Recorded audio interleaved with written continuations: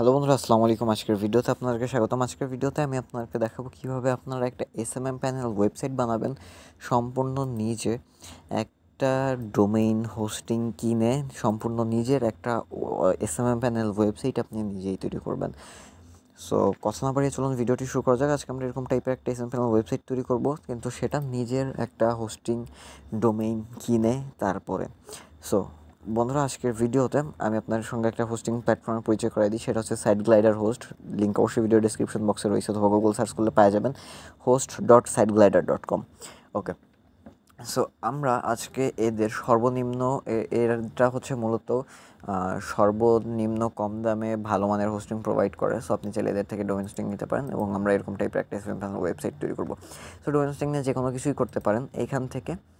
তো আজকে আমরা এই যে মাত্র 99 টাকা মান্থলি যে প্ল্যানটা রয়েছে, 99 টাকার প্ল্যান নিয়েই আমরা এরকম ওয়েবসাইটটা তৈরি করব। ওকে, সো ফার্স্ট অফ অল আমরা যেহেতু নিজস্ব ডোমেইন হোস্টিং নিয়ে আমরা আমাদের সাইট তৈরি করব, সো ফার্স্ট অফ অল আমরা হচ্ছে এইখানে অর্ডার নাও বাটনের উপর ক্লিক দিব। সো আচ্ছা, আমি আগে দেখাই, এখানে ভাই কিন্তু অনেক ধরনের ক্যাটাগরি রয়েছে, মানে প্রোডাক্ট রয়েছে। আমি যদি একটু জুম করে দেখাই, এই যে দেখেন ভাই, এখানে লাইট প্ল্যান রয়েছে, যেখানে মান্থলি 99 টাকায় আপনি 10 জিবি এসএসডি পাচ্ছেন, 10টা আনলিমিটেড ডোমেইন, 20টা ডেটাবেস, ফ্রি এসএসএল, এই জিনিসগুলো পাচ্ছেন। স্ট্যান্ডার্ড প্ল্যান এটা নিতে পারেন 150 টাকা per month, 30 GB SSD, 300 core CPU, unlimited domain, email, unlimited plan নিতে পারেন। সব কিছু আনলিমিটেড মান্থলো 299 টাকা মান্থলি। যাই হোক, এত কিছু তো করার সময় এখন না। সো জাস্ট আমি একটু পরিচয় করে দিলাম। সো দেন আমি যে অর্ডার নাও এটা ক্লিক দিব। সো আমি 99 টাকার প্যাক আমরা এটা নিয়ে শুরু করছি মনে করেন।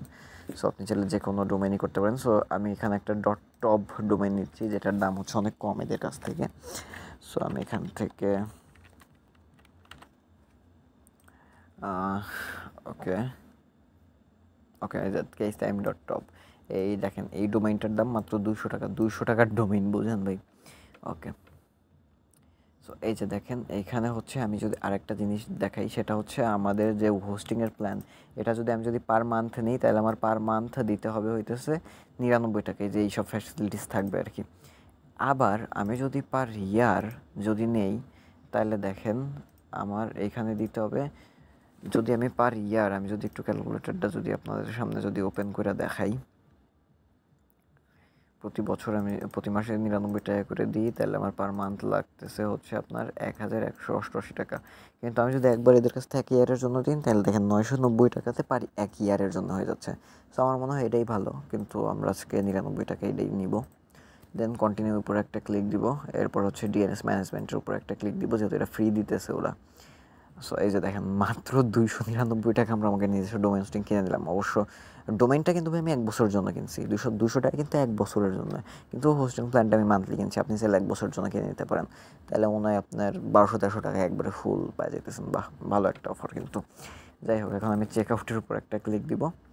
দেন এখানে হচ্ছে অলরেডি রেজিস্টার, আমাদের একটা অ্যাকাউন্ট আছে এখানে অবশ্য। ওকে, লগ ইন, আপনি একটা ইনফরমেশন দিয়ে অ্যাকাউন্ট তৈরি করবেন। দেন কমপ্লিট অর্ডারের উপর একটা ক্লিক দিব। ওকে, এরপর আমরা পেমেন্টটা সম্পূর্ণ করতেছি। এটা জাস্ট আমি মনে করেন বিকাশ দিয়ে করতেছি।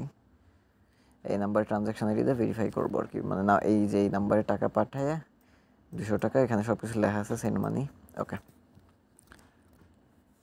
সো বন্ধুরা, আমরা কিন্তু দেখেন আমাদের পেমেন্টটা সম্পূর্ণ করে ফেলছি। সো পেমেন্টটা সম্পূর্ণ করার পরে দেখেন এই যে কিন্তু আমাদের ড্যাশবোর্ডের ভিতরে কিন্তু আমরা আমাদের এই জিনিসটা পাই গেছি। এখন আমরা এখান থেকে আমাদের log in to cPanel, log in to webmail, এই জিনিসগুলো করতে পারবো আর কি।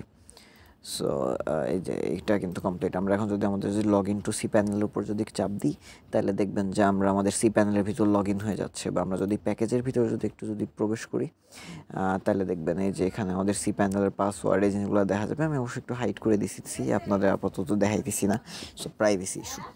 সো যাই হোক, এখন হচ্ছে আমাদের সব তো কমপ্লিট। এখন হচ্ছে আমরা এরকম টাইপের একটি আপনার এসএমএম প্যানেল ওয়েবসাইটটা তৈরি করবো। সো কেমনে ডোমেইন হোস্টিং কিনবেন সেটা তো আই থিঙ্ক আপনি বুঝতে পারছেন। এখন হচ্ছে এরকম টাইপের একটা আপনার এসএমএম প্যানেল ওয়েবসাইট কেমনে তৈরি করবেন, বা যে কোনো প্রকার ওয়েবসাইটই কিন্তু এখন আপনি cPanel থেকে ওয়ার্ডপ্রেস ইনস্টল করে বা এটা তৈরি করতে পারেন। কিন্তু আজকে যেহেতু আমরা দেখাইতেছি এইটা, সো আমি এটাই দেখাইতেছি আপাতত। ওকে, আচ্ছা, সো এর জন্য হচ্ছে ফার্স্ট অফ অল আমরা আমাদের cPanel-এর ভিতরে প্রবেশ করব। দেন আমরা ফাইল ম্যানেজারের ভিতরে একটা ক্লিক দিব।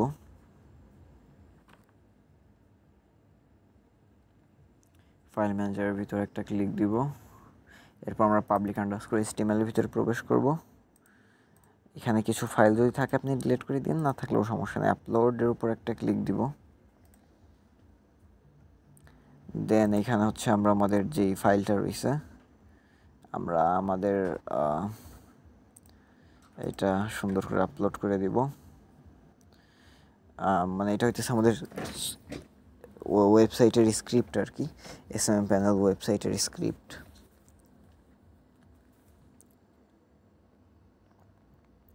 সো এইটা হচ্ছে এইটা যদি আপনাদের কাছে না থাকে সো অবশ্যই আমাদের হোয়াটসঅ্যাপ নাম্বারে কন্ট্যাক্ট করতে পারেন, আমরা আপনাকে হেল্প করতে পারবো, বা এটা আমাদের ডিসক্রিপশন বক্সেও দেওয়া থাকবে, বা ফার্স্ট কমেন্ট চেক করেন।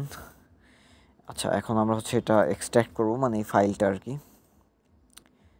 ওকে, দেন আমরা এটাকে একটা স্কিপ। ওকে, এখন যদি আমরা আমাদের ওয়েবসাইটের ভিতরে যদি একটু প্রবেশ করি তাহলে ঠিক এরকম টাইপের একটা জিনিস দেখতে পারবো। তার মানে কি আমাদের সাইট এখন ডেটাবেস তৈরি করতে হবে, জিনিসগুলো কমপ্লিট করতে হবে। সো আমরা টুলস থেকে ম্যানেজ টু ডেটাবেজের উপরে ক্লিক দিব। SMM লিখে একটা ডেটাবেস তৈরি করব। সো আপনি যে কোনো নাম দিতে পারেন। আর ডেটাবেস এটা খুব সাবধানে তৈরি করবেন, আমি যেমন দিয়েছি সামনে তৈরি করবেন, নাহলে কিন্তু ভাই একটু মানে আপনার ওয়েবসাইট কিন্তু কাজই করবে না আর কি। ঠিক আছে, সো এই হচ্ছে কথা। আচ্ছা, এখন আমরা পাসওয়ার্ডে যে এইটা কপি করছিলাম এটা দিয়ে দিব, পেস্ট। এইখানে হইতেছে আমরা এই যে আগের এইটুকু কেটে দিব, জাস্ট আপনার ডেটাবেজের নামটা রাখবো। সো ক্রিয়েট ডেটাবেজের উপর একটা ক্লিক দিব। ওকে,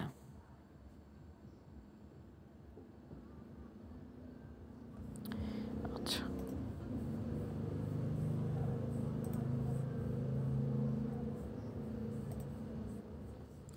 সব ঠিকঠাক। এখন হচ্ছে মেইনলি আমরা একটু নিচে আসবো এবং এখান থেকে আমাদের ইউজার আর ডেটাবেস দুটারে কানেক্ট করে দিব, ওয়েল কানেক্টেড করে দিব এই দুটারে। সো সেভ চেঞ্জের উপর একটা ক্লিক দিব, দেন cPanel। এরপরে হচ্ছে আমরা PHPMyAdmin-এ যাব এবং আমরা এই cPanel থেকেই কিন্তু এই যে theme.sql এটা আমরা ডাউনলোড করে রাখবো। এখান থেকে ডাউনলোড দিলে যে ডাউনলোড হয়ে যাবে, যে হয়ে গেছে অলরেডি আমাদের। ওকে, এরপর আমরা এখানে সব দিব, এরপরে ইম্পোর্ট, যেটা ডাউনলোড করছিলাম ওইটাই দিয়ে ইম্পোর্টের উপর একটা ক্লিক দিয়ে দিব। ওকে, সব আমাদের কমপ্লিট। এখন আমরা যে অ্যাপস ফোল্ডারের ভিতরে যাব, কনফিগ, এডিট এবং হচ্ছে সব ঠিকঠাক। এখন হচ্ছে মেইনলি যে এখান থেকে আমরা আমাদের ডেটাবেজের নাম এগুলো চেঞ্জ করে দিব আর কি।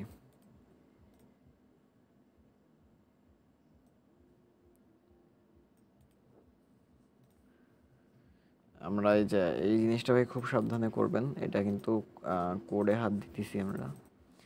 সো এই যে এখান থেকে আমরা আমাদের যে ডোমেইনের নামটা আছে আমরা আমাদের ডোমেইনের নামটা কপি করব এবং এখানে হচ্ছে আমরা আমাদের ডোমেইনের নামটা পেস্ট করে দিব আর কি।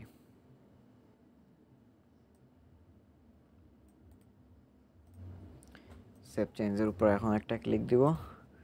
এখন যদি আমাদের সাইটটা যদি একটা রিলোড দিই তাহলে মেবি আমরা একটা সুন্দর একটা চেঞ্জ দেখতে পাবো আমাদের সাইটে। হ্যাঁ, এই যে দেখেন আমাদের সাইটটা কিন্তু ফুল একটা কমপ্লিট SMM প্যানেল সাইট তৈরি হয়ে গেছে।